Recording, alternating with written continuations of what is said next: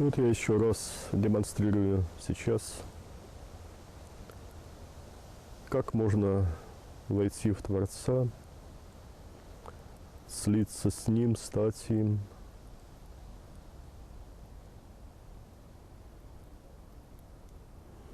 Потеряв свою индивидуальность в Нем,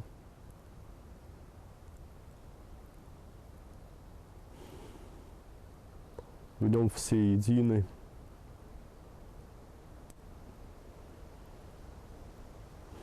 И потом можно восстановить свою индивидуальность, выйдя из него, став Святым Духом или Брахманом.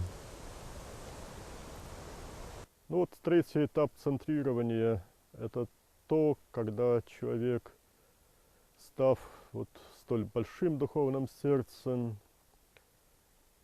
научается погружать себя в обитель Творца, в центр Бога в аспекте Абсолюта.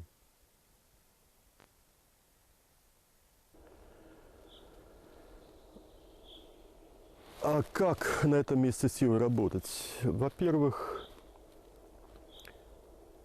нужно найти границу. Вот мое тело находится на границе с этим местом. Эти границы со всех сторон от полянки. Перешагнуть, и мы окунаемся в улыбку, в блаженство Иисуса. Это само по себе величайшее ощущение. Нужно побыть там, побыть внутри, но побыть не как на каком-то в каком-то поле, якобы вот некое вот энергетическое поле. Ни в коем случае не так. Здесь живой Иисус. Ну вот еще раз я настраиваюсь на лицо Хуанзи, в анахате моего тела. Вы можете познакомиться через это с учителем Китая, и не только Китая, а всей Земли. Но он воплощался именно в Китае.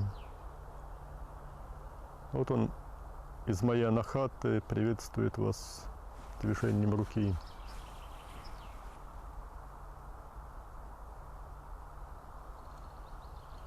И вот полный разворот сознания в его вселенской анахате, которая заполняет обитель Творца. И вот этот образ мы наполняем сознанием. И ничего не нужно делать, кроме того, как сокращать мышцу, и тело тянется.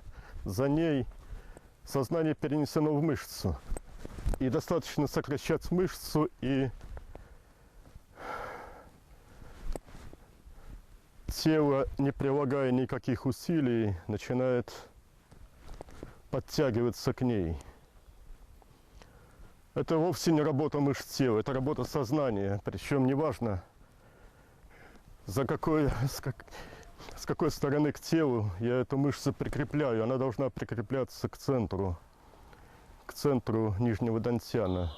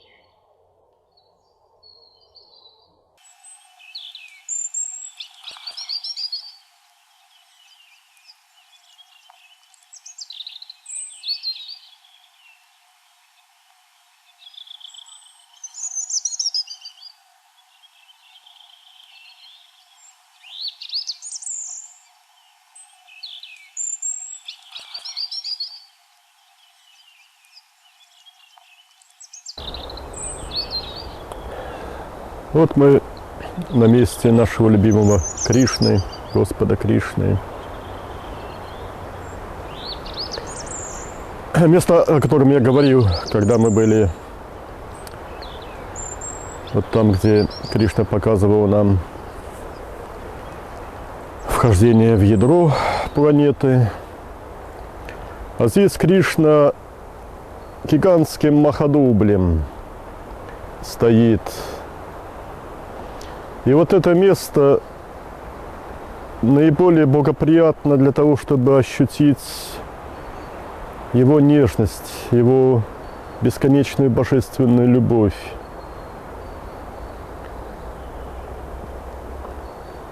Харе Кришна, Кришна Кришна, Харе Харе, Харе Рама, Рама Рама, Харе Харе. Рама – это не только имя одного из эпических героев Индии. Рама значит вездесущий. Кришна воистину вездесущий. Не только в Индии, но по всей земле, наверное, он наблюдает за развитием людей. И вот только тут, под Петербургом, 3 замечательных места силы. И вот на этом месте силы можно делать огромное количество важнейших упражнений будхи-йоги. Сегодняшний день, сегодняшний этап работы нашей группы, он не предназначен для того, чтобы делать все это. Сегодня мы пришли сюда, чтобы познакомиться с Кришной вот в этом его проявлении.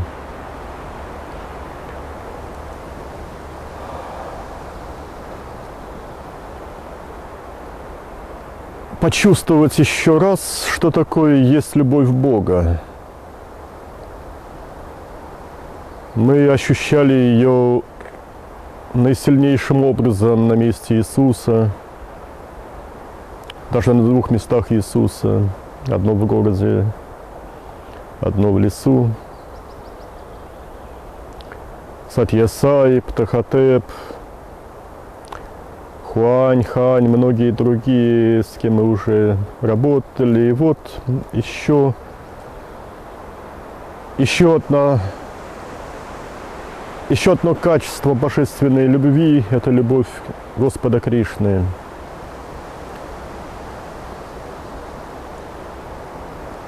Мы также можем получать от Него откровения, напутствия.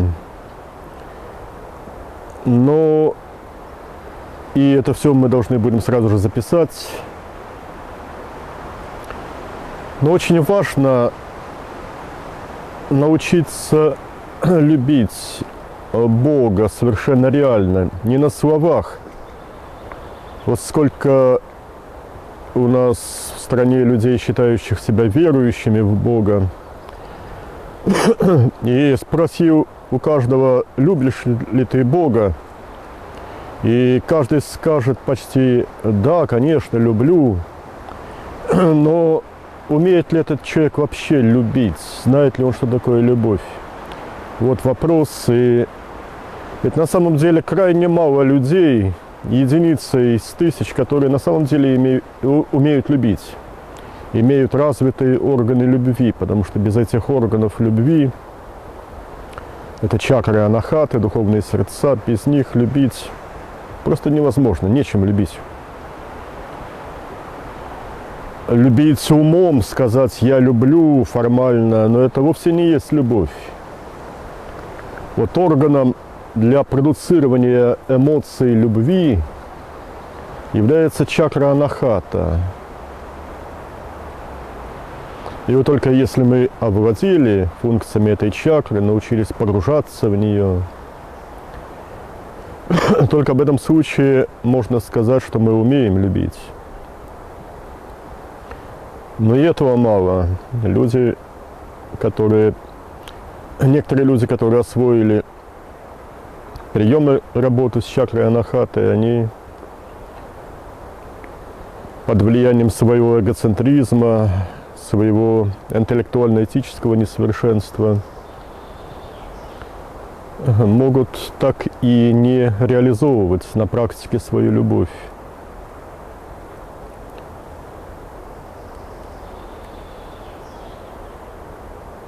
Но вот те, кто здесь попадают в работу в рамках будхи-йоги в нашей школе, мы не только умеем любить, но мы уже стали огромными духовными сердцами, способными не только из тела, но и из достаточно больших объемов себя любить и конкретные проявления творения в виде живых существ, в виде планеты Земля и все творение в целом. Для этого требуется еще широта философского кругозора.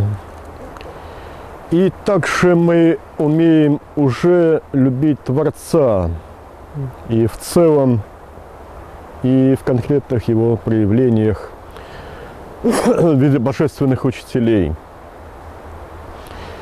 И вот как мы можем любить, в частности, сейчас, вот Лао еще стоит здесь с нами рядышком.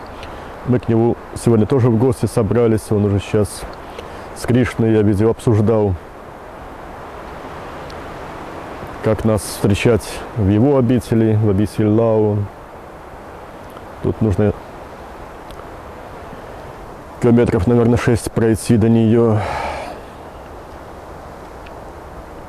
Но вот как мы можем любить Кришну? Можно любить его сейчас двумя способами. Можно создать собственный махадубль как можно больше, чтобы, ну вот, хоть немножко сравняться с махадублем Кришны, и вот обнять его в виде махадубля собою, но это будет эффективно только в том случае, если мы утончимся до его уровня утонченности божественной. А второй, мы можем, как мы уже делали многократно, заполнить его махадубль собою. Он с удовольствием всех принимает в себя. Ну а сейчас вот Господь Кришна, вездесущий, он одновременно и махадублем является, и сюда, вот пока мы шли, он все время был с нами, проявлял свою нежность, заботу о нас. Но вот мы должны расти, как брахманические сознания.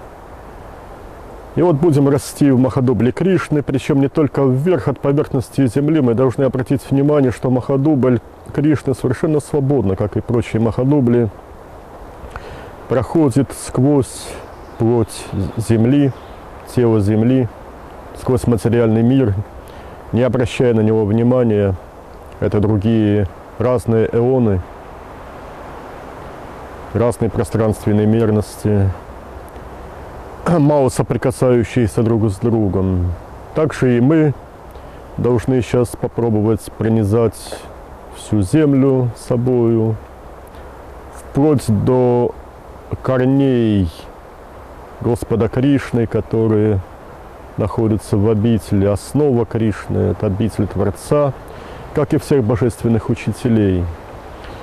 И вот они предоставляют нам свои формы для того, чтобы по их формам мы смогли, заполнив сначала формы их, постепенно увеличиваясь и увеличиваясь, заполняя все больше и большие формы.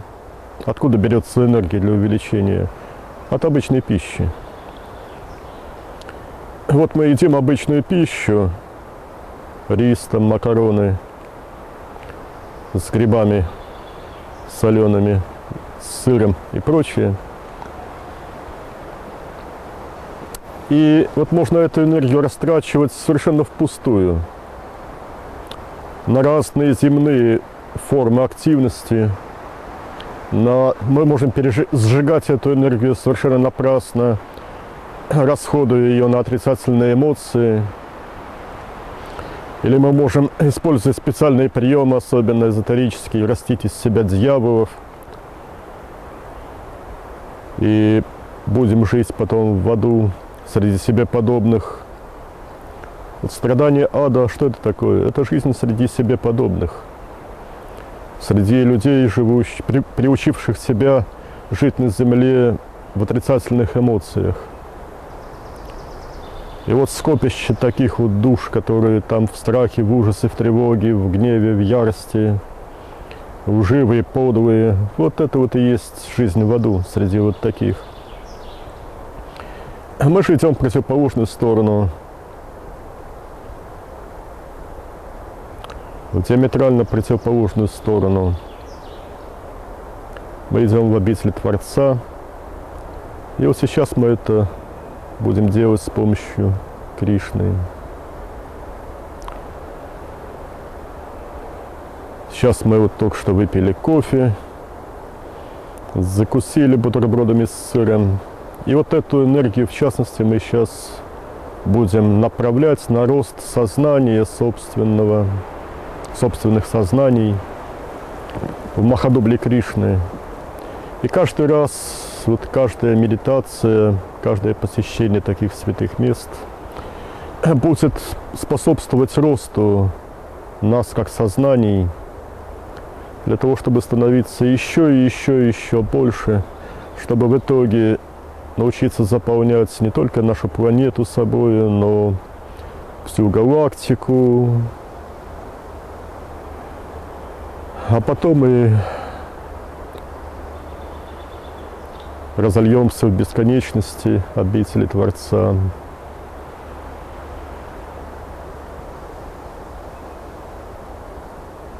Но славим Господа Кришну. Харе Кришна, Харе Кришна. Мы можем это говорить уже внутри его Махадубля, внутри его сознания. Кришна, Кришна, Харе, Харе, Харе Рама, Харе Рама. Слава тебе, вездесущий. Рама, Рама, Харе, Харе.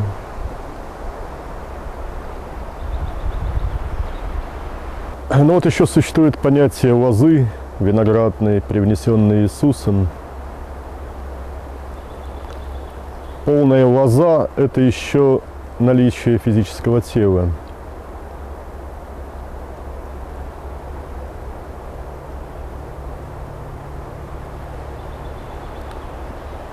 И вот мы должны все стать такими лозами, чтобы с помощью своих физических тел, через них постараться до наибольшего числа людей донести истину о Боге, о Его обители, о том, как Он любит нас и помогает нам. Истину о смысле жизни.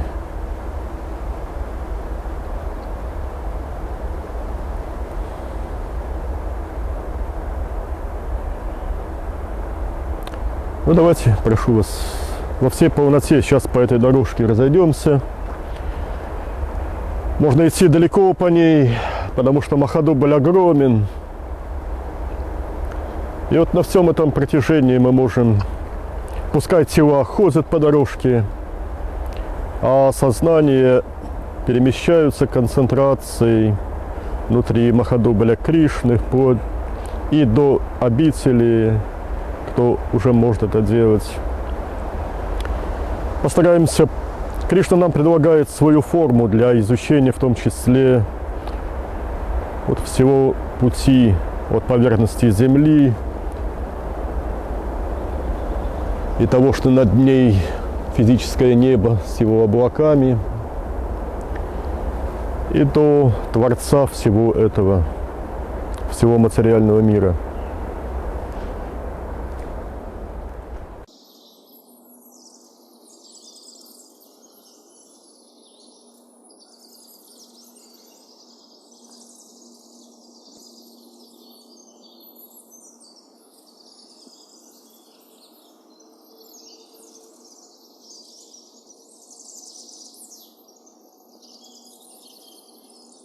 Вот мы приблизились к месту еще одной божественной души, Петра, на Руси. Воплощался последний раз на Руси в районе города Рыбинска достиг совершенства божественного, познав обитель Творца. Вот его маходубль за моей спиной, лицо наверху маходубля. Ну а сейчас мы находимся на месте Анахаты. Вот его граница здесь. Вот я на границе. Стоит переступить, и сразу становится тепло. Вот это место Анахаты имеет характеристику именно прямого ощущения тепла. Тепла для расширенного духовного сердца, которым мы можем тоже заполнить вот этот, ну, почти что шар. И в этом шаре интересно, вот это для развития ясновидения очень полезное место. Вот растет осина, и кокон осины виден внутри места Анахаты. То есть внутри полусферы. Вот островком выделяется кокон осины.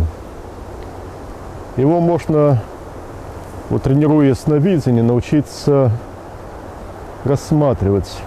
И еще одна характеристика этого места, как я уже говорил, вот, растут грибы, начиная от мест силы. Просто чудесным образом. Вот здесь вот на этом месте силы всегда полно летних опят. Это вид грибов такой очень вкусный. Ранние грибы, летние опята. И вот нигде нет грибов, а вот здесь вот по всяким корягам, по пням, по гнилушкам. Вот их всегда бывает полно, ну, несколько мешков полиэтиленовых набираем, потом с удовольствием жарим дома. Удивительное место. Это ведь что ж, это уже не летний, вон там справа летний опенок, а это ведь уже осенний пошел весной. Вот два опенки двух видов. Летний опенок с желтым колечком на шапочке, а слева были уже осенние опята. Ну, типичный березовый опенок должен расти где-то в конце августа, наверное. Вот летний опенок, ему положено расти где-то с середины июня в обычных местах. Но вот на месте силы они выросли на месяц раньше. Вон второй пенище. Там уже еще крупнее выросли. Еще раньше начали. Уже, видимо, давно растут. Грибы на самом деле это великие дары природы людям. Вот мы целый год питаемся грибами. Грибы и здесь растут, и в тундре, и в степях. Луговой опенок в степях растет, там, где кусты, там и всякие прочие опята. Зимний гриб. Население очень мало знает о грибах. Есть масса именно массовых грибов, которые растут в больших количествах, которые почти никто не знает и не ест. И вот мы-то вот их как раз и запасаем в основном. Это позволяет очень экономно жить, мало тратя денег на покупку белковой пищи. Но, разумеется, не только опятами нужно питаться. Опята не дают полного набора необходимых аминокислот, но вот если мы большое разнообразие грибов используем в пищу, ну, плюс, конечно, сыр, молочные продукты, понемножку сою, это вполне хватает для организма. Бывают, конечно, года более грибные, менее грибные. Но вот мы всегда запасаем грибы так, чтобы хватило не на 1 год. Но соленые грибы 2 года, конечно, нет смысла держать, квашеные в смысле в бочках. Ну вот, когда-то они кончаются ближе к весне, когда-то до осени хватает. Но кроме того, есть запасы консервированных грибов с уксусом и с солью. Их можно хранить вот бесконечное количество времени. Консервы. Сушить можно грибы. Вот во всех видах грибы запасаем. А вот еще одно растение съедобное. Папоротник дриоптерис, вот который кустами растет. Он не горький, в отличие от орляка. Вполне можно поесть, очень вкусный. Вот в этом, с того момента, как он начинает вот маленькими хвостиками завитыми из земли вылезать, и вот до этой стадии, пока мягкий, его можно есть. Но как-то увлекаться, вот практика наша показалась, что заготавливать специально папоротник этот не следует, тем, по крайней мере, людям, которые работают в рамках будхи-йоги, потому что он не дает нужной энергии организму. Наилучшую энергию дают организму такие продукты, как рис, сыр. И вот они должны быть, ну, может быть, главной составляющей частью рациона. И плюс обязательно томат. Или помидоры свежие, или томатная паста. Вот, пожалуй, наилучшая томатная паста из Персии к нам поступает, из Ирана современного. Самая вкусная, очень высокого качества. Для тех, кто работает пока в рамках раджа-йоги, вот им обязательно нужно есть много яиц. И, разумеется, никакой убойной пищи. Она не позволит достичь утончения нужного сознания, не позволит продвинуться вообще, даже в очень малых количествах. Это нарушение этических принципов. И Бог не позволит такому человеку, который столь неопрятен в своих отношениях с другими живыми существами, не позволит такому человеку продвинуться, приблизиться к себе. Но яйца не являются убойной пищей, и вполне можно в рамках раджа-йоги получать достаточно качественную энергию от них, необходимую для работы на тех стадиях развития. На высших ступенях будхи-йоги яйца следует исключить полностью из рациона.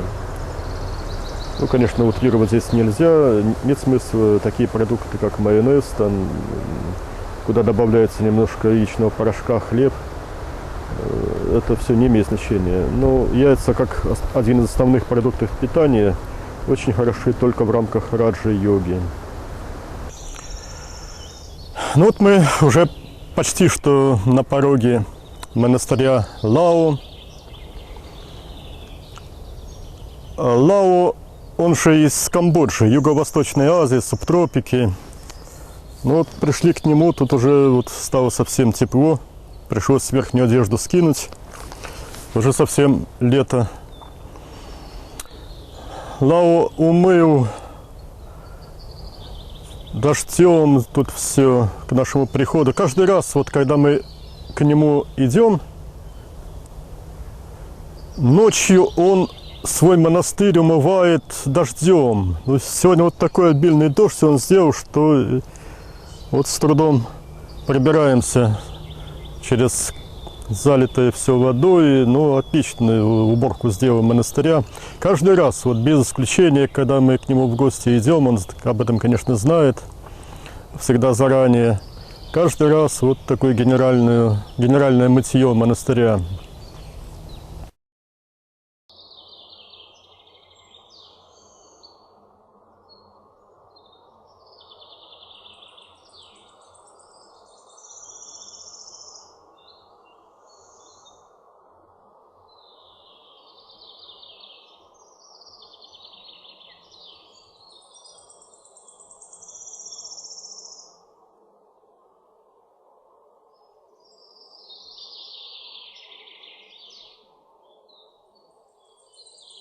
Ее возможностей, разных нюансов, эмоций, любви. Вот тогда я обещал еще одно, 4-е место. Вот это оно. Еще одно место для работы с анахатой. Вот было место любви анахатной, которой можно любить Бога. Можно второе место – это любовь человека к человеку, любовь именно сердечная, в самом полном смысле этого слова. Было место ликования, любовь как ликование, как экстаз, как самадхи. И вот еще одно место – это место любви к природе. Вот мы сюда выходим, и вот здесь картина раннего утра. В какое время суток не приходи, вот мы выходим сюда, как к утреннему озеру. Над ним дымка тумана, тростничок, в тростничке камышовочки поют, рыбки плещутся. И вот анахата сама выплывает вот в эту идиллию, в эту супер нежность природы. И вот этот аспект любви совершенно необходимо тоже познать и развить в себе. Любовь к творению. Вот ко всем этим живым существам, которые не в телах человеческих. Это вот и тростничок, тростинки, это и кустики ивы, это и птички, которые поют в кустах, это и разные там водяные полевочки, андатры, рыбки, то, что в озере, в воде можно встретить. Это аспект творения, это то, что Творец любит. И мы, идя к Творцу, тоже должны научиться очень сильно любить, так же, как любит Творец. Вот все эти воплощенные живые существа, и не только их, также и невоплощенные существа. Есть у масс людей потребительское отношение к природе. Но мы должны понять, что в каждом этом вот существе, вот в этом, например, в этой форме, в этих веточках, листиках, воплощенная душа, эволюционирующая параллельно нам. Только это более ранние стадии развития сознания. Вот в этом кустике ивы будущая человеческая душа. В каждой травинке, в каждом цветочке, в теле каждой рыбки развивающееся сознание. Мы тоже были такими, каждый из нас. Мы тоже начинали свою эволюцию, но это подробно описано в моих книгах. Об этом же говорится и Сатья Сай, и любым аватаром, любым божественным учителем. Ни в коем случае не должно быть никаких элементов потребительского отношения к ним. Даже вот среду биоэнергетиков, которые там считают себя очень высоко продвинувшимися духовно, бытуют такие представления, что вот от растений нужно питаться энергией. Ну, ни в коем случае. Питаться от кого-то – это эгоизм, это как раз вовсе не то, что называется любовью. Это извращенная любовь, любовь к себе. Это антилюбовь, то есть. Любовь к себе – это антилюбовь. Вот это нужно понять в противовес тому, что вот некоторые современные психологи, начиная от американских, вот начали проповедовать. Это вошло в психологическую среду, в среду психологов и их поучение о том, что вот нужно себя любить. Это антидуховное направление. Мы должны как раз забыть о себе и посвятить себя вот помощи всем этим существам, в том числе, ну и, конечно, прежде всего, помощи людям. Вот этой любви учил Иисус Христос и учат все божественные мессии, божественные учителя. Ну а сейчас вот давайте мы разольемся сознаниями над этим озером прекрасным. Соединимся с туманом, соединимся с солнечными лучами, которые окрашивают эти облака тумана в золотистый цвет. Соединимся с живыми существами, которые живут в этом озере. Соединимся какими местами себя. Соединимся духовными сердцами. Выплывем из тел и заполним все это, вместив все живые существа в себя, окутаем их своей любовью. И через это мы сами станем лучше. Любя других, мы становимся лучше сами. Вот это вот есть истина.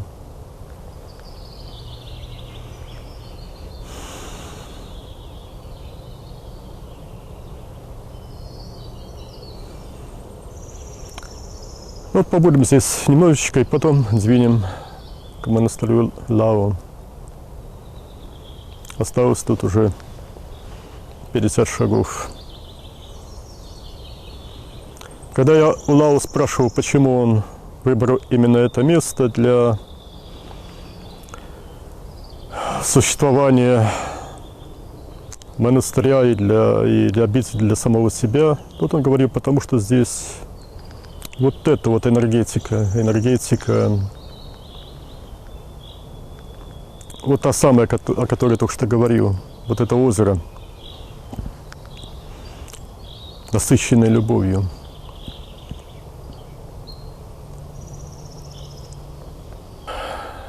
Ну вот мы наконец добрались до нашего любимого друга и учителя Лао. Камбоджиец. Вы можете видеть его лицо. Вот прямо, вот его лицо, вот здесь, вот оно.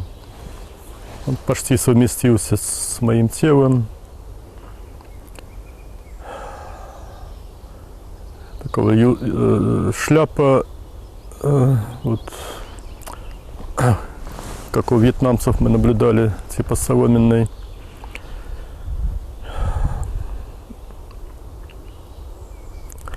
Он весь состоит из любви. Вот он вымыл монастырь так, что вот, наверное, даже перестарался. Вот у меня куртка вся мокрая, пока сквозь кусты пробирались.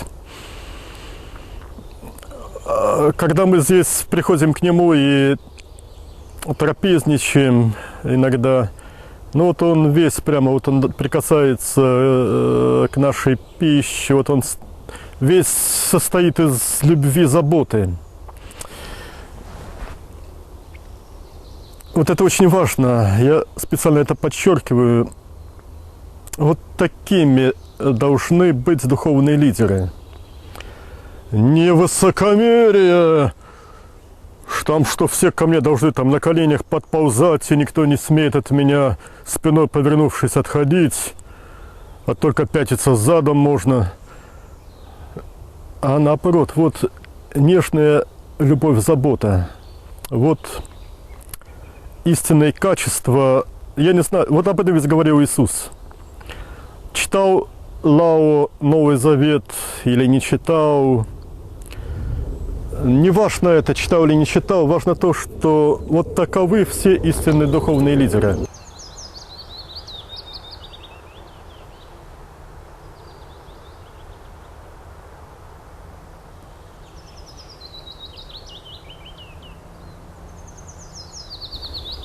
Пришли сейчас из памяти слова,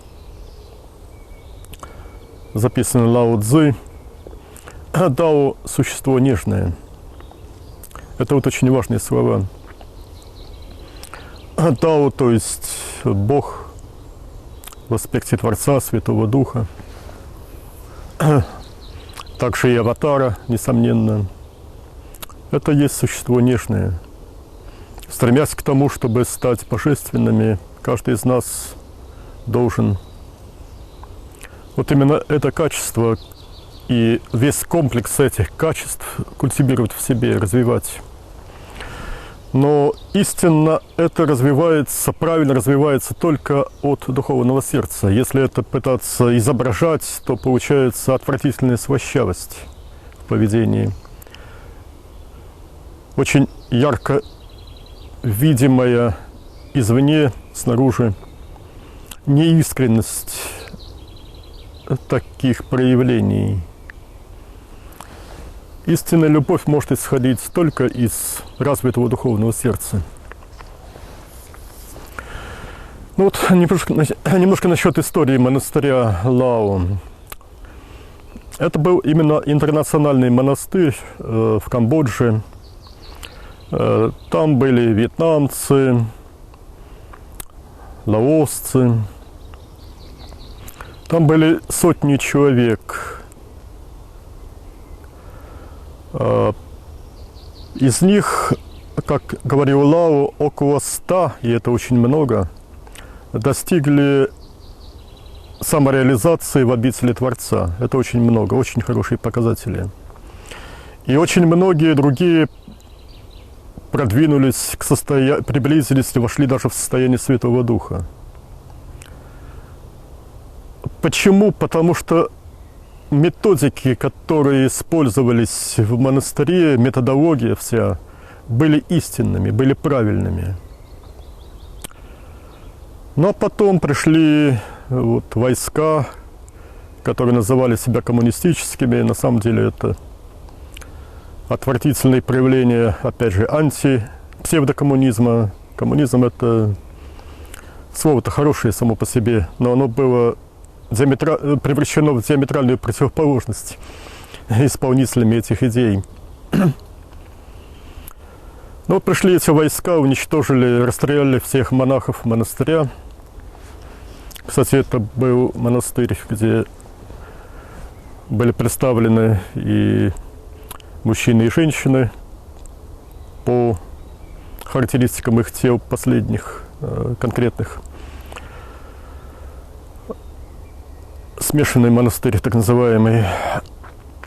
Ну вот, расстреляли всех монахов, лидеры погибли под пытками, но при этом все они были благодарны, остались благодарны своим убийцам за то, что с их помощью была прекращена необходимость заботы о физических телах, и они обрели истинную свободу в духе.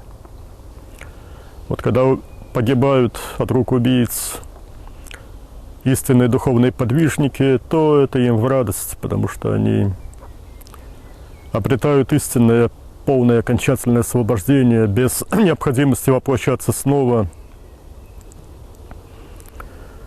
Жизнь уже без обременения земными заботами. Смерть для таких людей – это благо для них. Чем для нас важен этот монастырь, который Лао организовал здесь, в этом прекрасном участке леса, на этих полянках, бывшие сенокосы, видимо, заросшие, брошенные.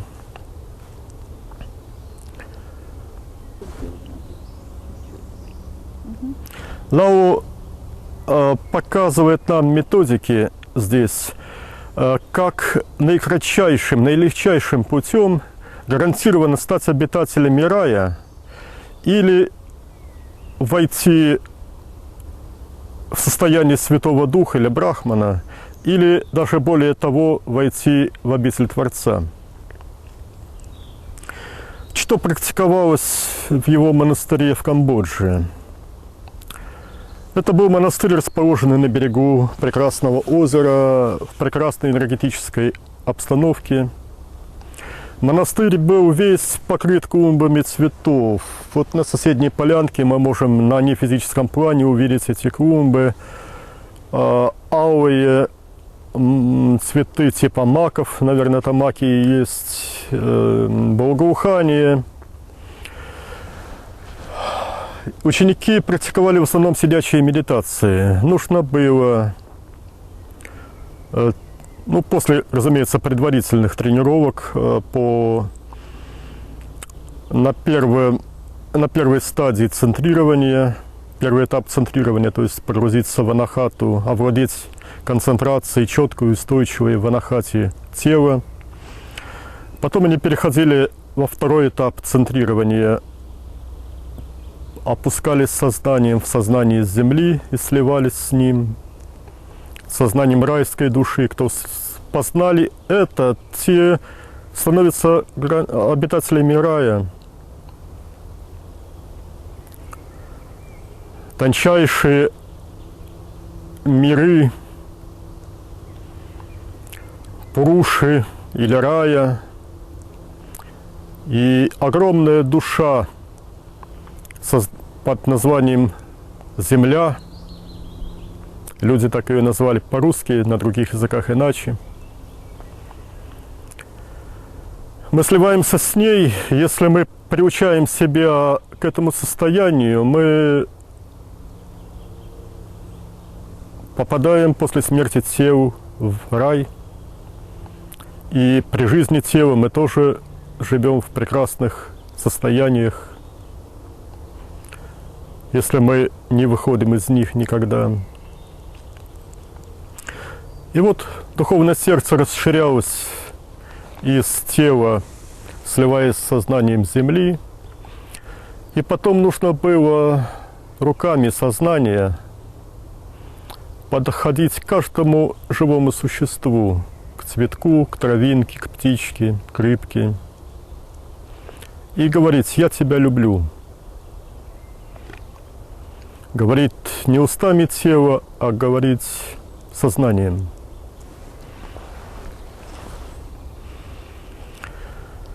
И вот из рая, когда человек стал большой душой, большим сознанием в раю, уже очень просто перейти в обитель Творца. Вот это и было достигнуто лучшими учениками Лао, и, несомненно, им самим в первую очередь. Вот этим был славен тот прекраснейший монастырь. И эти же идеи вот с нашей помощью Лао хотел бы донести и до россиян. Пожалуйста, работайте, друзья, и самореализация чрезвычайно близка. Нужно стать любовью. Любовью во всем, во всех проявлениях и прежде всего в эмоциях. И вот Лао еще специально для того, чтобы углубить проработку этой темы, вот через нашу Анечку, дал стихотворение, в котором вот эта методика отображена в поэтической форме. Это медитация. Утро, рождение, рассвет. В сердце зажги слова: «Я люблю тебя, солнечный свет, любовь над планетой Земля». В тихую гладь воды, улыбаясь, утро глядит. Пением птиц рассвет: «Я люблю тебя», говорит. На ладонях травинки солнцу протянули капли росы. Благоуханием нежным: «Я люблю», говорят цветы. Нежной, густой любовью воздух вокруг напоен. От деревьев цветам поцелуи в объятиях доносит он. Посмотри, все вокруг живое. Повтори им люблю тебя. В колыбелях им ветер, качая, шепчет тайны всего бытия. Ты руками горящего сердца все живое возьми на ладони. Словно в озере чистого света твое «я» растворится, утонет. Внутри только нежный покой, прозрачности и чистоты, в которых сама земля говорит: любишь мною ты. Единый вселенский Бог океаном любви за спиной говорит: кто творит здесь любовь, сердцем един со мной.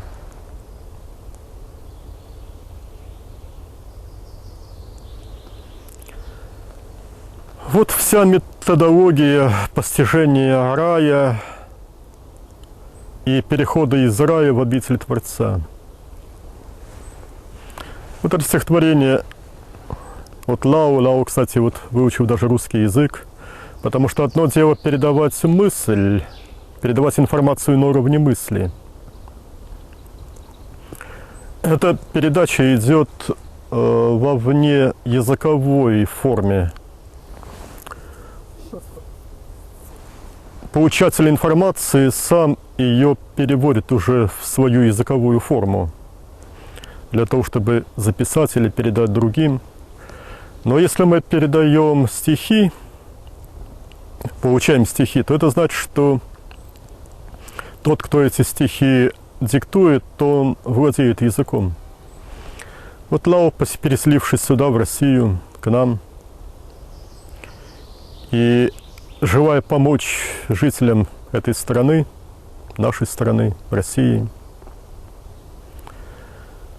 выучил русский язык в такой мере, что вот складывает такие замечательные стихотворные строки, излагая в стихотворной форме свое учение, учение Бога.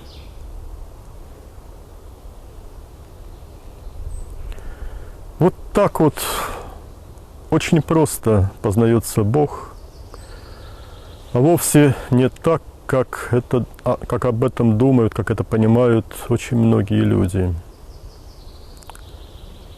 Вот слова Бога напрямую, передаваемые вам.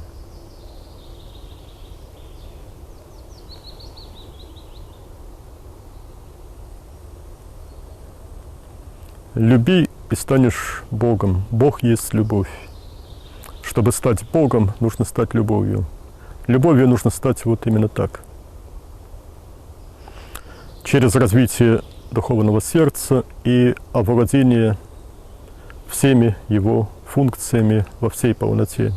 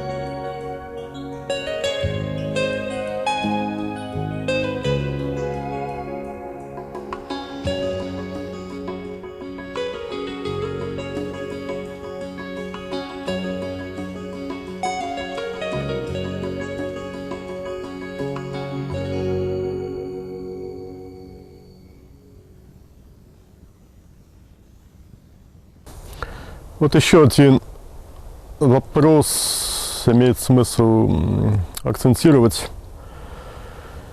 К какой традиции можно отнести концепцию школы Лао? Вот Лао, монастырь Лао в Камбодже, он ведь существовал ну, как бы на территории Дхеравады, буддизма Дхеравады.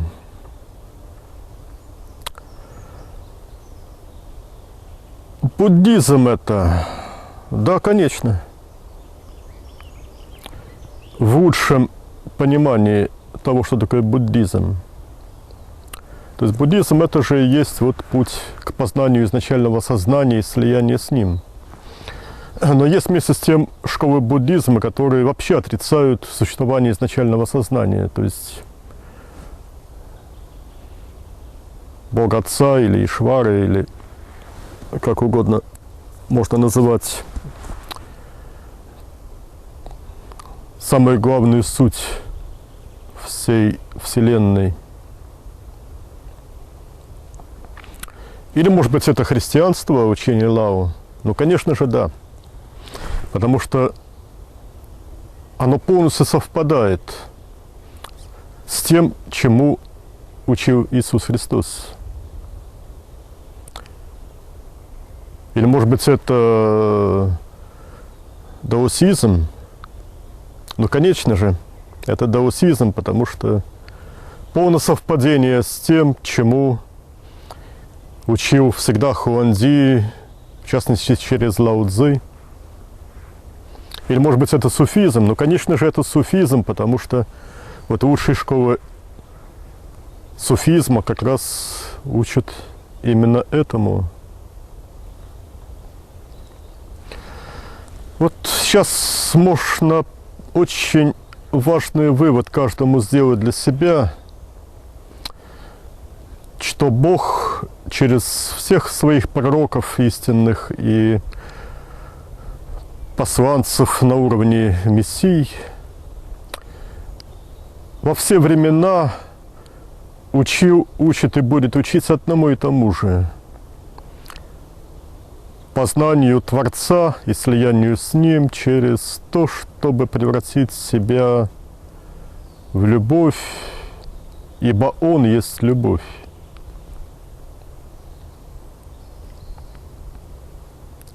Любовь как основа всего. И вот на эту любовь уже потом накладывается мудрость, сила при правильном росте, духовном росте сознания. Ну вот это уже невежество людей начинает делить на таких-то, сяких-то там и так далее. И отсюда возникает уже вражда. Вражда кого? Ну, вражда невежд. Вражда примитивов. Потому что вся вражда, она является выражением примитивизма человеческого. Бог же есть любовь, и все те, кто приближаются к Богу, превращаются, становятся любовью, являются любовью, потому что иначе к Богу и приблизиться нельзя. И вот здесь надо, прямо здесь, вот сейчас, на этом месте, в обители Лао, в этом прекраснейшем месте из всех мест Земли, может быть, нужно задуматься над главной сутью учения Бога и над главным центральным методологическим приемом духовного совершенствования. Вот это есть то, что, чему учил Лао и учит Лао. Это полностью совпадает со всем тем, чему учил, учит и будет учить Бог всегда, и не только в России, и не только на планете Земля, а во всех уголках Вселенной, в любых галактиках, на любых планетах, населенных существами, подобными воплощенным людям.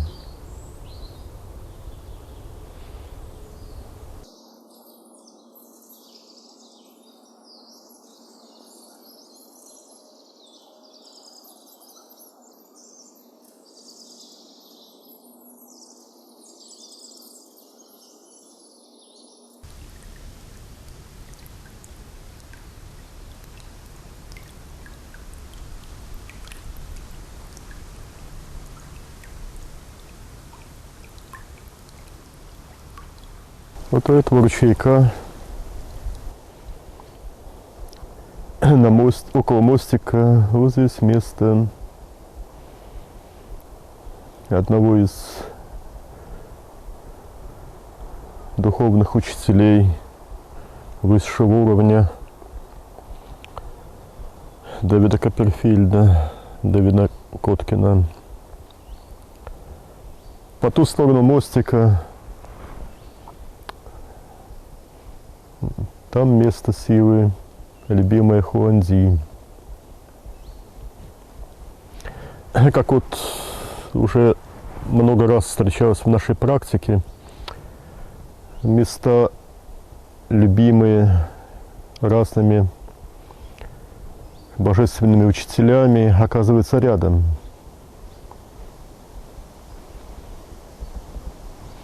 Вот здесь одновременно, вот сейчас подошел Хуанзи, и вот Дэвид, Хуанзи с той стороны мостика, Дэвид здесь. Вот здесь они на этом мосту встречаются. Это, конечно, шутка. Но вот когда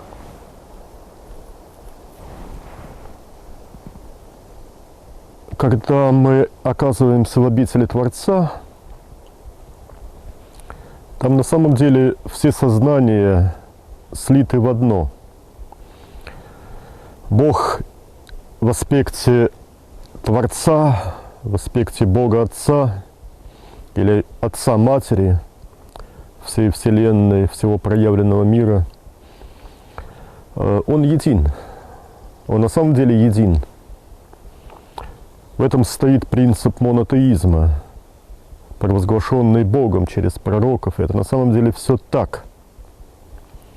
В обители Творца существует единое сознание взаимослившихся божественных душ, которые пополняли собой обитель на протяжении всей эволюции всей Вселенной, бесконечной Вселенной.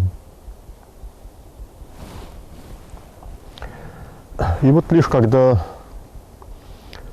эти божественные души исходят из обители, переходя в состояние Святого Духа или Брахмана, вот тогда они снова образуют индивидуальности на время, чтобы снова потом раствориться в обители. Вот такова истинная суть монотеизма. И вот два таких божественных учителя здесь, вот сейчас, с двух сторон,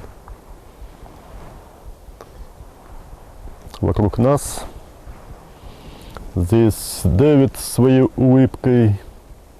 Вот он, Дэвид, вот он. Вот и мое тело, и моя рука, его лице, вот его улыбка. Родная, нежная.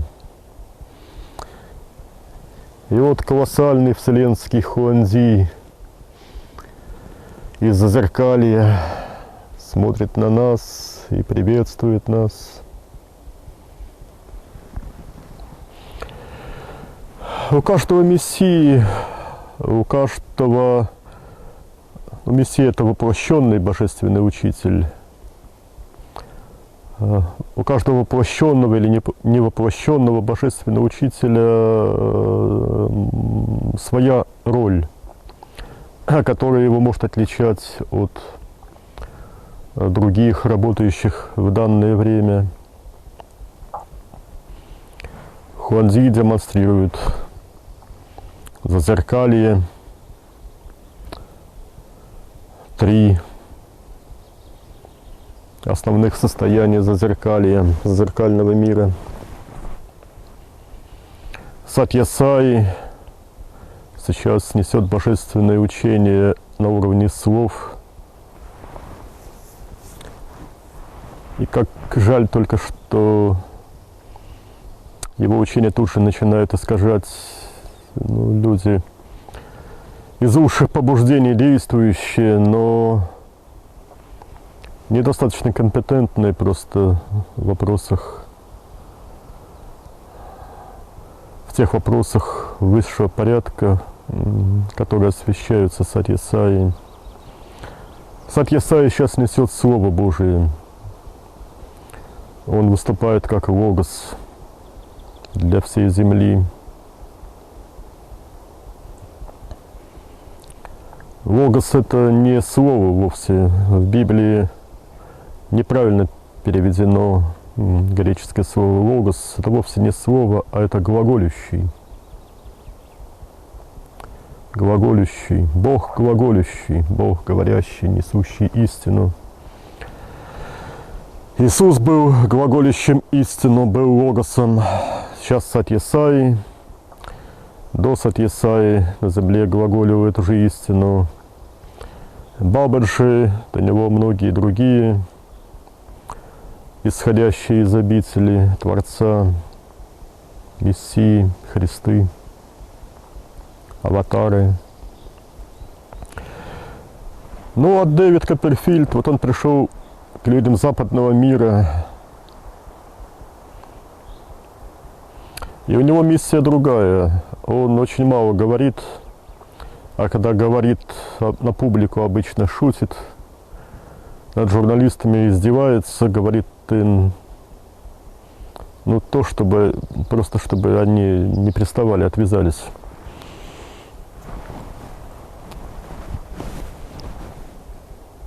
А миссия Дэвида стоит в том, чтобы показать людям возможности человека.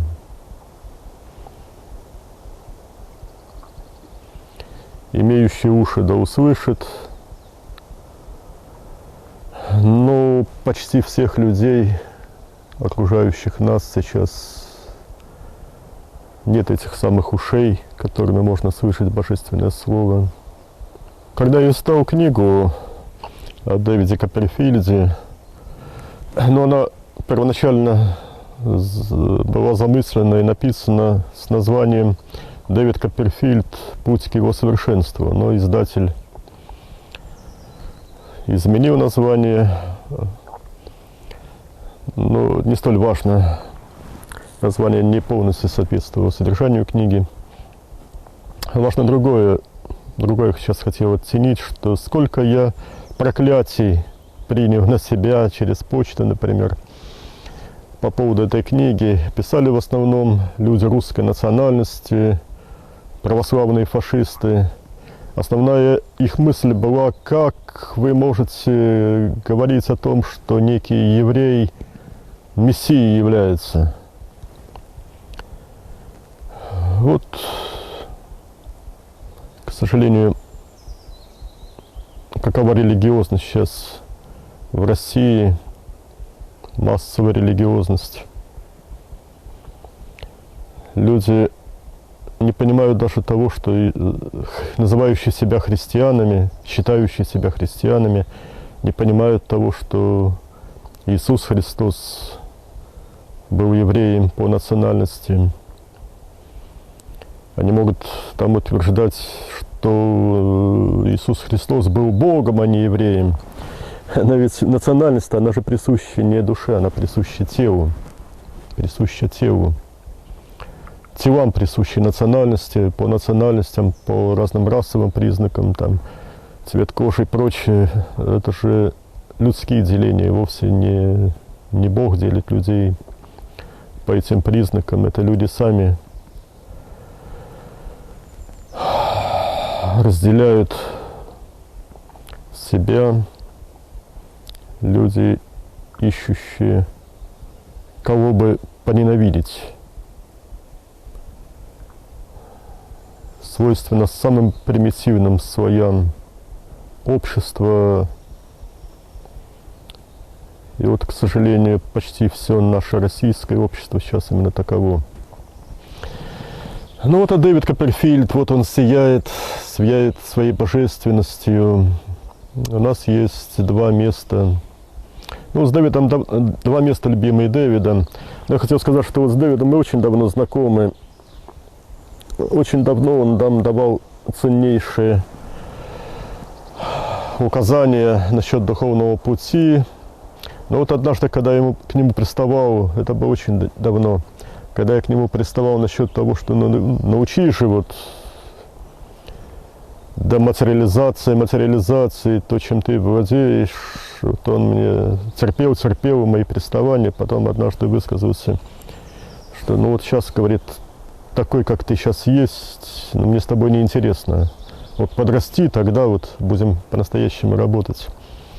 Но вот потом он пришел, когда я на самом деле подрос, это было уже очень давно, пришел и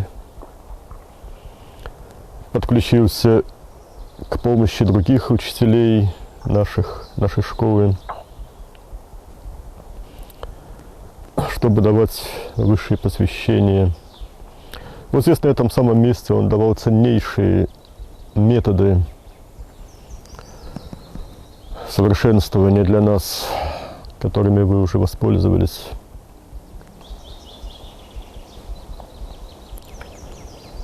Но сейчас вот мы можем предать свои души для того, чтобы их своей нежностью окутал Дэвид. Он все ждал, когда я закончу говорить. Но он знает, что я говорю редко и глупости не болтаю. Поэтому он терпел то, что я говорил. Но вот сейчас ему хочется все-таки обнять всех и дать почувствовать каждому из нас его божественную любовь. И вот нас обнимал Иисус, нас обнимал Хуанзи, нас обнимал Сатья Сай. Кто еще нас обнимал за этот курс? Птахотеп обнимал, Хань, Элизабет Хейч, Осирис, Хуань. Ну вот еще мы не предлагали себя для объятий.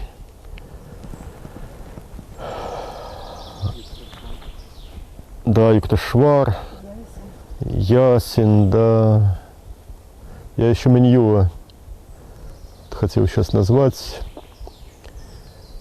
Великий божественный учитель Минью, который подарил тоже ценнейшие приемы духовной работы. Мы к нему еще пока не ходили в гости.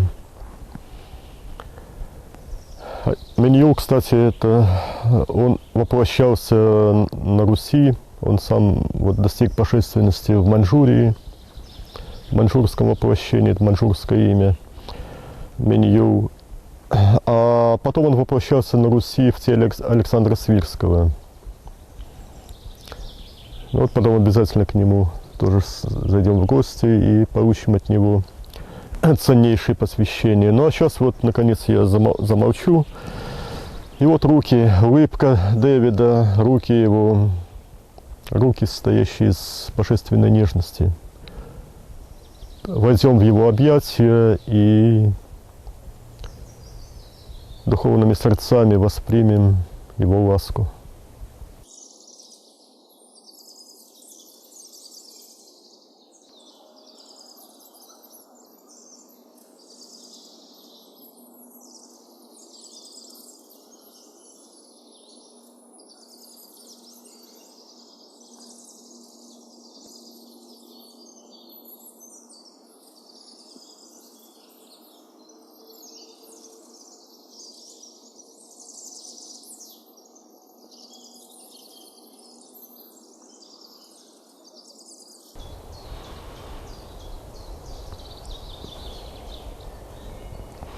Вот это уникальное место силы позволяет ощутить впервые два пузыря восприятия по терминологии Хуана Матуса. Это место силы наполняет оба пузыря, и они становятся очень хорошо ощутимы и видны сознанию практикующего. Вот как рыбий пузырь, скажем, у леща, у плотвы, когда пузырь рыбий не прирастает к телу, а отдельно находится в теле. Вот по линии ключиц проходит граница между этими пузырями, разделяющими кокон. Верхние 3 чакры входят в верхний пузырь, то есть 2 интеллектуальные чакры и 3-я вишудха, оценивающая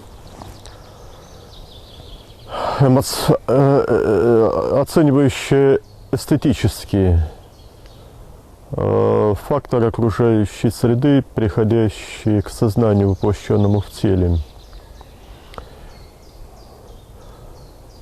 И 4 чакры нижнего пузыря восприятия. Почему восприятие? Потому что мы воспринимаем из верхнего пузыря преимущественно материальный мир, то есть тональ, из нижнего нематериальный мир, то есть нагваль.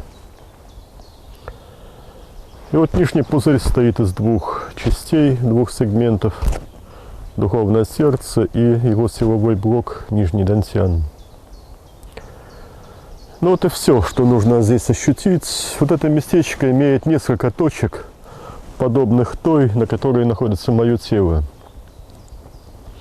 И вот каждый сейчас выберет себе такую точку, ощутит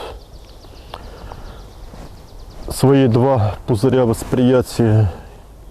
И потом мы начнем работу по развитию нижнего пузыря.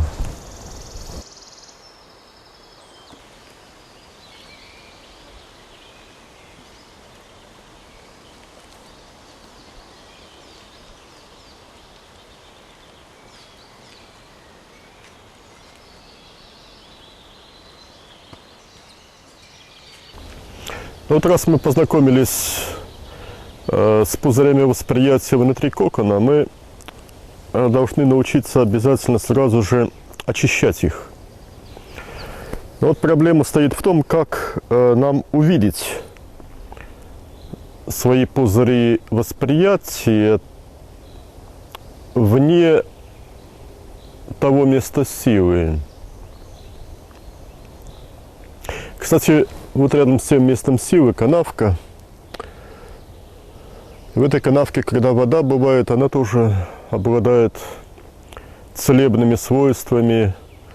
Стоит ей попрыскать на больное место, и видно, как темные энергии, если они там есть, то они сразу же из тела исходят. Это на практике доказано. Но вот как нам просматривать собственный кокон в любом месте всегда?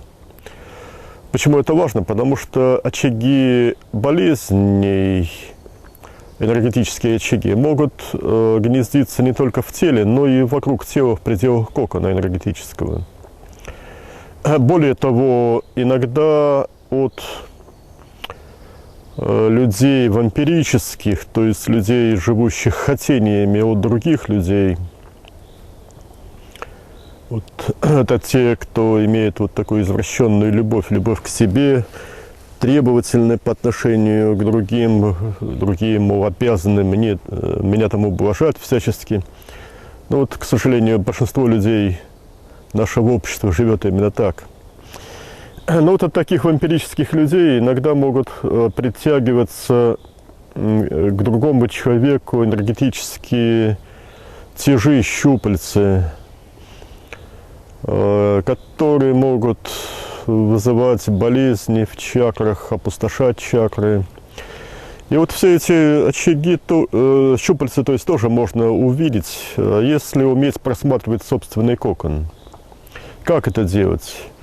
Нужно опуститься сознанием, как бы перенести голову в точку позади пяток, на расстоянии примерно сантиметров 40-50 на землю.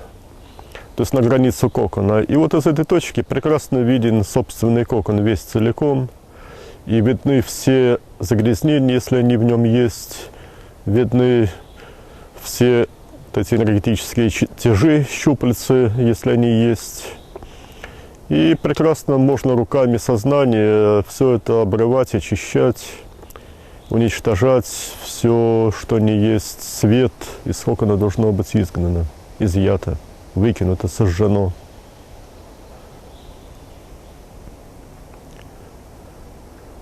Ну, могу сказать, что вот это вот местечко, оно является наиболее удобным, это как место силы тоже, для того, чтобы данную работу совершать.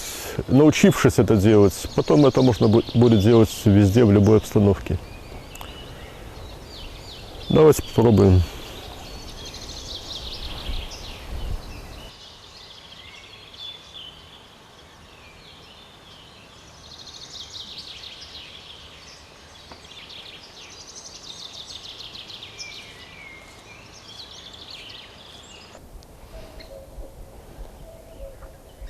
Кто поет, кроме кукушки? Яночка Тиньковка. Точно. Я не знаю. А кек, это говорит дятел. Ну ладно, а мы здесь для того, чтобы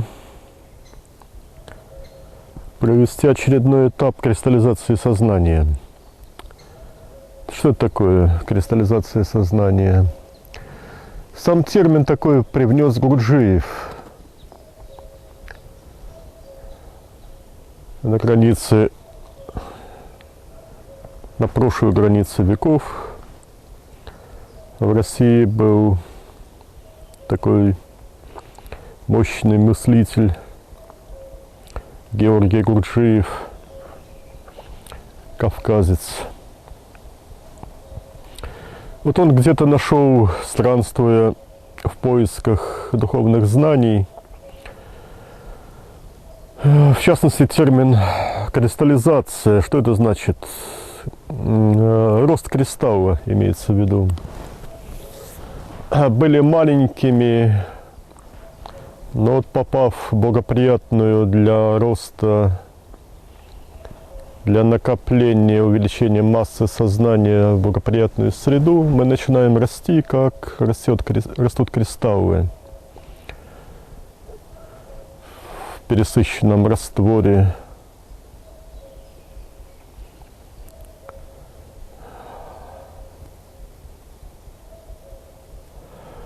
Вот так и мы растем сознаниями. Но растут какие части нас, как сознаний? Растут именно нижние пузыри восприятия.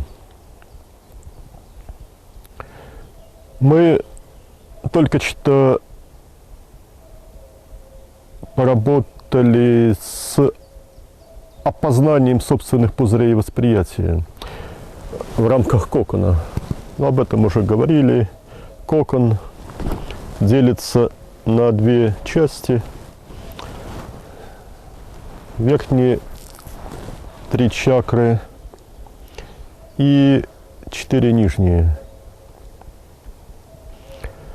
Нижний пузырь восприятия состоит из 2 дантянов. Среднего, то есть анахата или духовного сердца, и нижнего силового, включающего 3 нижних чакры. Нижний пузырь – это, собственно, анахата с блоком питания анахаты. И вот мы кристаллизацию проходим, прежде всего, анахаты с ее придатком, силовым вот этим блоком. Попав на это вот место силы, вот мы должны ощутить, вот граница его здесь проходит, этого места силы. Вот чуть-чуть погодя, когда вы дослушаете меня, вы пересечете эту границу. Вот делаем шаг, и вдруг сознание проваливается в пропасть. И в пропасти оно становится, сразу же мы ощущаем себя, кто я, где я. И оказывается, что я, вот какими мы были только что, вот пока мы вот сюда вот шли, я обращаюсь к начинающим, вот нашим товарищам, мы были, ну вот величиной тут порядка 2 метров коконы наши. Вот нижний пузырь, это там порядка метра, чуть больше. А вот куда мы провалились, и откуда мы, и какими мы теперь себя ощущаем, откуда мы смотрим. Мы же стали сразу в миллионы раз больше. Вот куда мы провалились, что у нас сейчас под нами как под сознаниями. Под нами сейчас ядро Земли. До ядра Земли больше 5000 километров. Ну, вот 5000 километров разделить на 1 метр, вот во столько мы сейчас выросли. Вдруг мгновенно, переступив черту этой пропасти до ядра Земли. Вот так вот мы вдруг стали мгновенно, дорастя вот до этого уровня духовного своего роста, мы смогли вдруг взять и вырасти. И вот наша задача теперь побыть на этом месте силы несколько часов, и не один раз, и запечатлеть себя в новом своем объеме, в новом своем качестве, в новом своем количестве. Мы провалились, и наша задача, как совершенно справедливо учил Хуан Матус, наша задача, да, вот, кстати, и он пришел, вот и он, и Хинара пришли сюда, вот как узнавать Хуана Матуса, Дона Хуана, вот когда видим шляпу вдруг испанского образца, вот это значит, что пришел Дон Хуан, ну и его постоянный друг и спутник Хинара.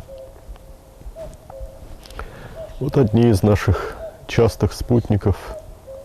Вот и Анастасия пришла. Опять кого-то привела, маленькую козочку привела с собой. Вот это место, вот эта святая горка. Здесь часто бывают наши божественные друзья. Вот, но наша задача сейчас, да, очень приятно быть в их обществе. Но наша задача сейчас главная на этом месте силы провалиться до низа пропасти.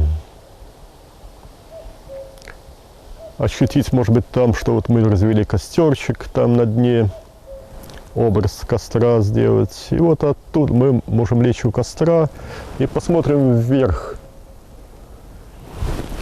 То есть мы должны достать до полюса своего, до нижнего полюса себя. И оттуда и ощутить себя во всей своей новой величине.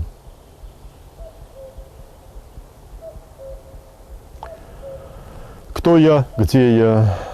Еще раз осознаем себя, меняем свои привычные стереотипы ощущения себя. Теперь я не тело, теперь я гигантский нижний пузырь восприятия. Ну, вот так вот теперь и поработаем, запечатлеем себя на этом месте силы.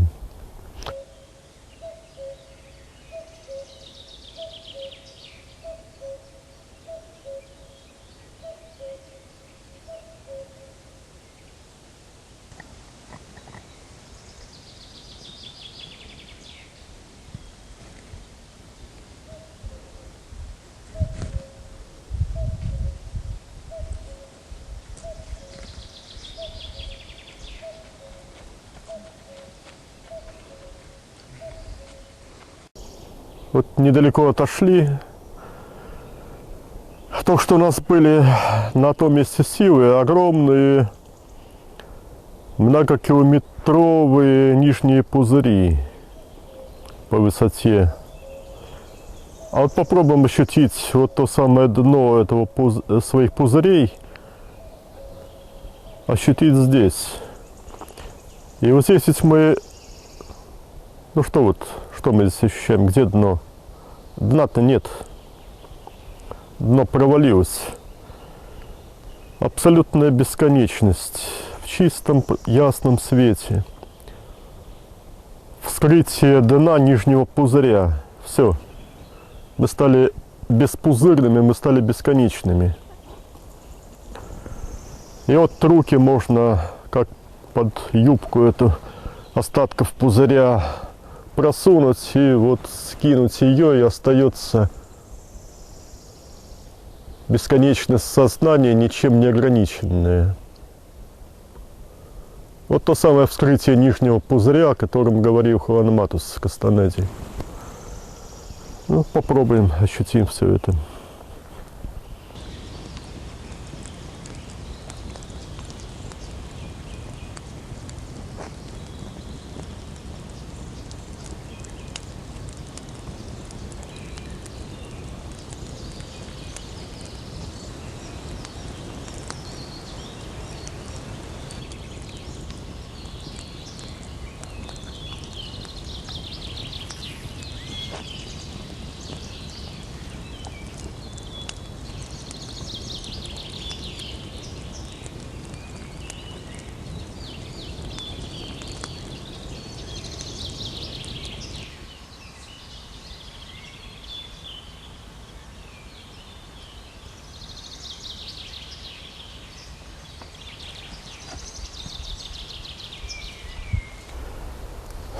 Ну, сейчас с нами один из тоже очень интересных великих учителей современности, Дон Хуан, Хуан Матус, описанный Карлосом Кастанедой. Вот если ясновидящие, те, которые пошли в сторону утончения сознания,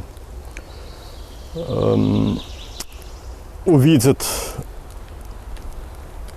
шляпу большую на нематериальном плане, то это вот достопримечательность Дона Хуана. Сатья-саи легко узнавать по его прическе, Птахотепа по губам, Бабарши по его любимому капюшончику белому.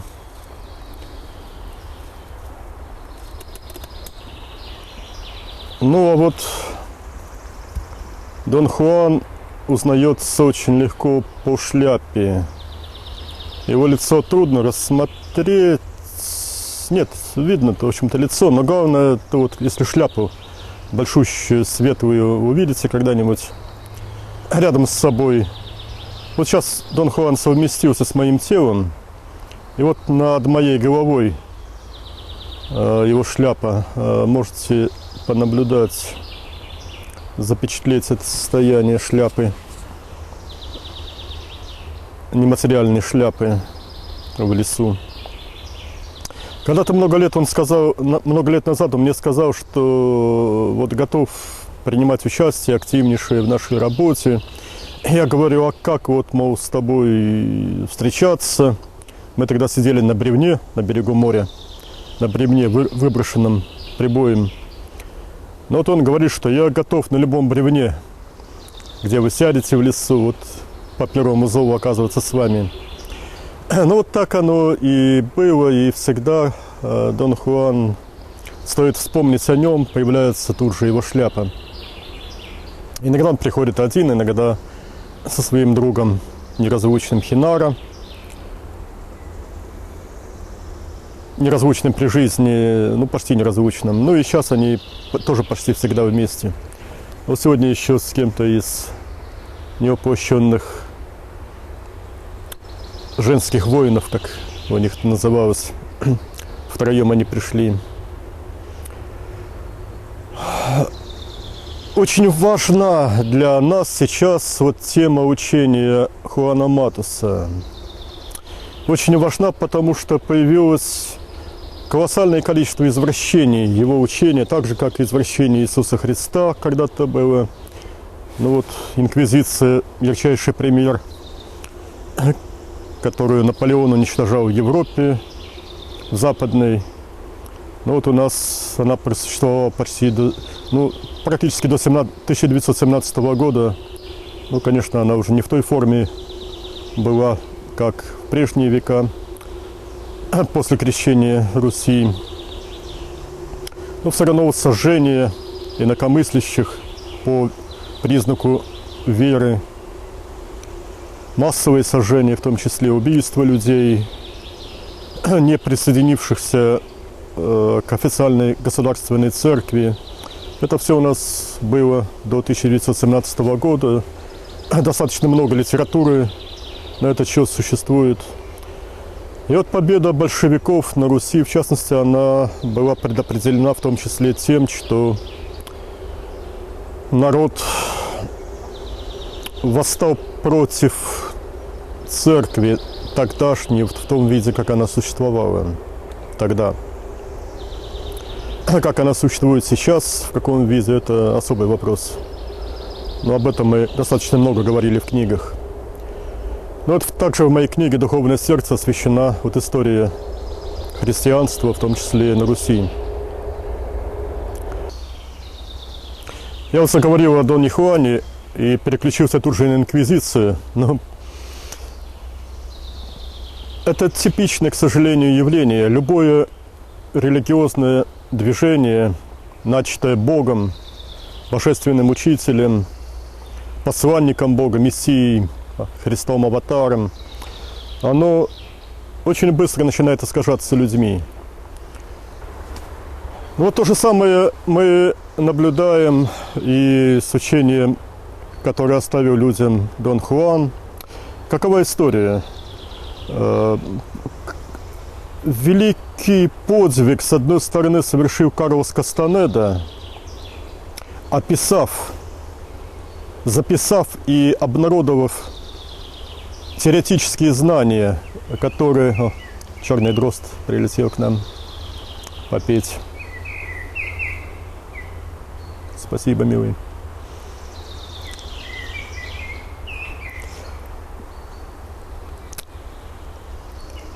Кастанеда добросовестно передал теоретические знания Дона Хуана. Величайшие знания, целое учение, состоящее, ну вот как и любое другое полноценное, законченное божественное учение, состоящее из 3 основных компонентов. По 3 основным параметрам каждый, по 3 основным параметрам совершенства: любовь, мудрость, сила. То есть искусство, у Дона Хуана это называлось искусство сталкинга, искусство намерения и искусство сознания. Четкая параллель. Но все это описано достаточно полно, с цитатами основными. Описано в моей книге «Бог говорит».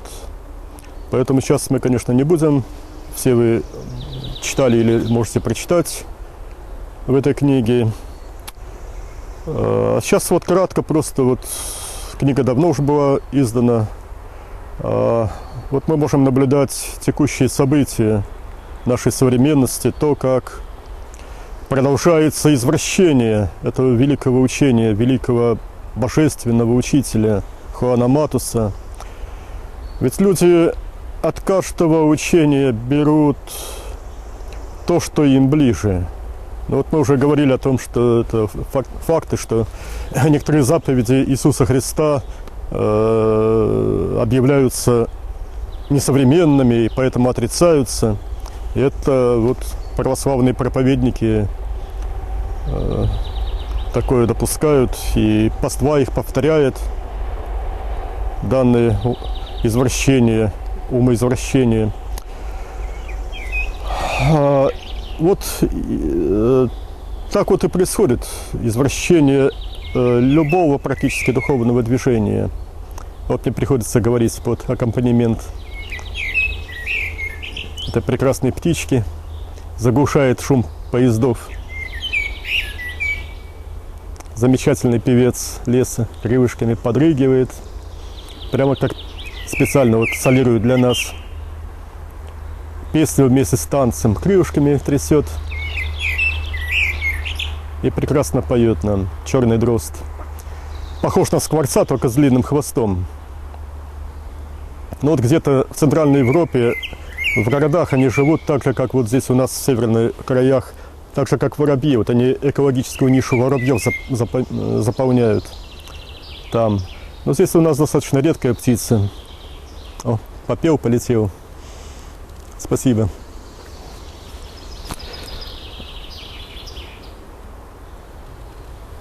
Так что вот и изучение Дона Хуана, люди изначально уже извращенные, лишенные истинных религиозных знаний, лишенных понимания того, зачем вообще мы здесь на земле живем, что такое Бог, что мы должны делать в связи с тем, что на самом деле Бог есть. Вот эти люди взяли, начальные опыты Дона Хуана, когда он сам экспериментировал еще, не будучи пока еще особо продвинувшимся духовно. Но вот он употреблял там типичные для индейцев мексиканских наркотики из кактусов, из грибов. Кастанеда опубликовал латинские названия этих растений, и вот оказывается, что эти грибки на навозе живут, поселяются и в наших краях. Ну, кактуса, разумеется, нет. Но вот это породило в итоге новую волну наркомании. И вот толпы молодежи лазают, ползают на четвереньках по полям, в частности, вот где, по лугам, где коровы выпасают, и вот ищут эти маленькие грибочки на навозе, тут же их в рот. Ну и потом вот то, что наркоманы называют кайфом у них. Однажды вот мы наблюдали, вот работая на одном из мест силы, наблюдали за толпой такой молодежи. Вот у меня появилось желание, вот, может быть, даже подарить вот им своих книг. У меня с собой было несколько экземпляров. Но вот Птахотеп тогда сказал, им уже не поможешь. Ну, подошли ближе, проходя мимо, но вот оказалось, что уже и лица искореженные, лица дегенератов под влиянием наркомании. И вот сейчас это в России стало массовым явлением, и вот это псевдопоследователи, в частности Дона Хуана, вот настаивают на том, что вот через вот там вот такой вот великий там Дон Хуан, вот он использовал наркотики, и вот путь к свободе, ну и всякая прочая муть, приводящая, подхлестывающая вот эту волну наркомании. Теперь уже не только грибки, но теперь уже опий, героин используется широко. Ну, что можно сказать здесь? Что, наверное, вот учение Дона Хуана, как оно Кастанедой было описано и как оно пришло, в частности, вот в Россию, но оно как бы ускорило эволюционные процессы очень многих людей. Или духовного роста, или наоборот ускорило деградацию очень многих.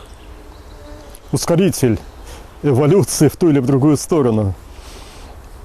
Кто-то стал, как вот мы получили знания о, скажем, пузырях восприятия, о местах силы, начали работать с этими явлениями и очень значительно сумели продвинуться благодаря этим знаниям. Другие ударились в наркоманию и очень быстро и уже безвозвратно запрограммировали себя в ад, и их эволюция тоже подошла, видимо, к окончательному завершению, но только в другую сторону, за пределами уже Бога. Кастанеда, ведь что такое сам Кастанеда? Создавался одно время в печати такой ореол святости самого Кастанеды. Это ведь не так, это неверно. Кастанеда сам не понял учения Дона Хуана. Не понял. Он повторял слова Дона Хуана, искренне повторял. Он искренне был увлечен работой школы Дона Хуана. Но вот если даже посмотреть просто на фотографию последних лет Кастанеды, то по ней уже видно, что он даже не научился жить в среднем Дантиане, он так и не принял тропу любви, которую проповедовал Дон Хуан. Закончил он жизнь как обычный человек от рака печени. Его личные достижения, о его личных достижениях можно судить, в частности, по тому, что он сам оставил из практик школы Дона Хуана вот эти дрыгания из живота, целый комплекс вот таких дрыганий от Нижнего Дантиана, от Манипуры, на которых сейчас масса людей зарабатывают очень большие деньги, используя славу Дона Хуана, используя его имя. На самом деле ничего, кроме вреда, от этих дрыганий нет. Нужно понимать методологию. Никогда нельзя начинать с силового аспекта. И даже силовой аспект вот через такие дрыгания, он же не развивается. Сами вот те несчастные, которые, заплатив $1000, прошли эти курсы дрыганий, они же сами говорят о том, что они ничему не научились, только у них раздражительность появилась, агрессивные эмоции усилились. То есть это как раз противоречит полностью тому, чему учил Дон Хуан. Истинный духовный путь – это та самая тропа любви, о которой говорил в частности Дон Хуан. И эта тропа любви должна зиждиться на среднем Дантиане, а не на нижнем. И только тогда, когда средний Дантиан развит, только тогда можно на фоне утончения сознания давать силовой аспект работы. Ну и, конечно, не так, не в виде вот просто таких вот спортивных движений, пассами называются. На самом деле это лучше назвать дрыганиями. Ничего кроме вреда для пациентов, не пациентов, тех несчастных, которые попали на эти курсы, ничего кроме вреда они не получили. К сожалению, таких вот несчастных огромное количество развелось. Все это совершенно неверно, и Дон Хуан сам не одобряет все это, не одобряет. С другой стороны, вот он является очень частым спутником нас, пошучивает, советы дает, участвует в обсуждении тех проблем, которые вот нужно решать в нашей школе, в нашей духовной работе. Но и вот читая книги Кастанеды, надо тоже понимать, что он иногда хитрил. Иногда хитрил. Каким образом хитрил?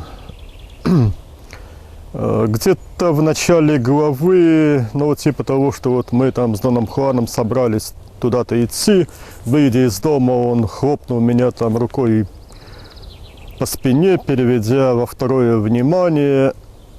И так далее, и пошли дальнейшие описания событий, что там было. И читатель уже забыл о том, что Дон Хуан хлопнул по спине, и что Кастанеда перешел в восприятие Нагваля, то есть нематериального мира. И вот дальше Кастанеда начинает описывать то, что он наблюдал в Нагвале, то есть нематериальные проявления, чудеса чудеса, псевдочудеса. То есть то, что не на физическом плане проявлялось, а проявлялось делалось сознаниями, а не телами спутников, те, кто участвовали в этой прогулке. Но читатель, некомпетентный читатель, он воспринимает все это как чудеса, которые происходили в мире материи. Ну, в частности, подтверждением того, что я сейчас говорю, является книга Маргарет Кастанеды, если не ошибаюсь в имени. Она писала жена Карлоса Кастанеды. По-моему, «Моя жизнь с Карлосом Кастанеды» эта книга и называется, может быть, немножечко я ошибаюсь. Но она приведена в списках литературы в моих книгах, можно удостовериться. То есть она как раз пишет о характере Кастанеды, характер вспыльчивый, взрывчатый, лишенный вот той самой любви, которая является предпосылкой для духовных успехов. Бывал груб весьма часто. Ну и в частности, как он писал книги. Сначала он писал все так, как было на самом деле. А потом он это все переделывал так, чтобы это было созвучно запросам массового читателя. То есть специально мистифицировал читателей, чуть-чуть запутывая, чуть-чуть интригуя. Не отходя далеко от истины, а чуть-чуть мелкими отходами, вот такими уловками, он делал свои книги более увлекательными, более интересными для людей, которые ищут чего-то этакого, но только не Творца, не Бога. Ну вот я призываю еще раз критически относиться к тому, что написал Кастанеда.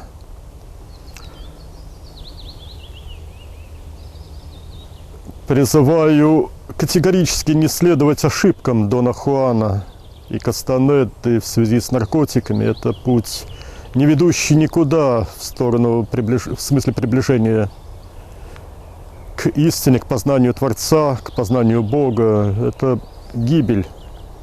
Это распад личности, это обречение себя на ад, выключение себя из эволюционного процесса. Ни в коем случае не может быть это связано с духовным путем.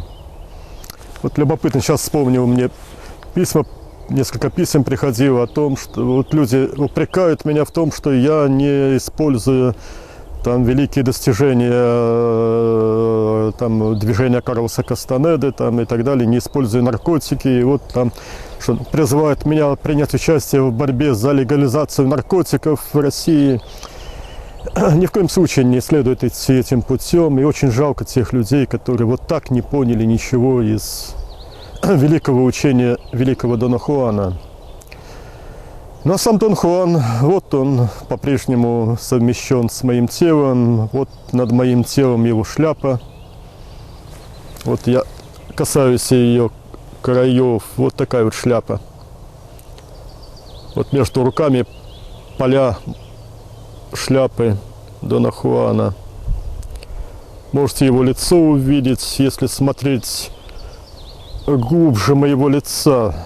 Вот его лицо здесь. Смотрите из анахат, не глазами физического тела. Вот вы можете рассмотреть лицо Дона Хуана под его шляпой. Если вы не будете видеть сейчас мое лицо, а будете видеть то, что на месте моего лица на плане не физическом находится. И вот Дон Хуан всегда, вот он распростирает объятия свои и говорит, что вот приходите в мою любовь. Он призывает всех истинных своих последователей идти в тонкость любви. Изначальное сознание Творца, которое в его книгах в его школе обозначалось словом «сила», это тончайшее из тончайших сознаний, состояний, энергии в многомерной Вселенной. И вот только туда погружаясь, можно достичь полной самореализации, слияния с силой, с истинной силой, с силой, любовью и мудростью Творца. И вот Дон Хуан всегда готов будет помогать тем людям, с его учениками, с его другом Хинара, всегда будут помогать тем, кто идут этим путем. Если вы хотите найти Дона Хуана, то находите его в тонкости, в чистоте. К нему нужно идти тропой любви.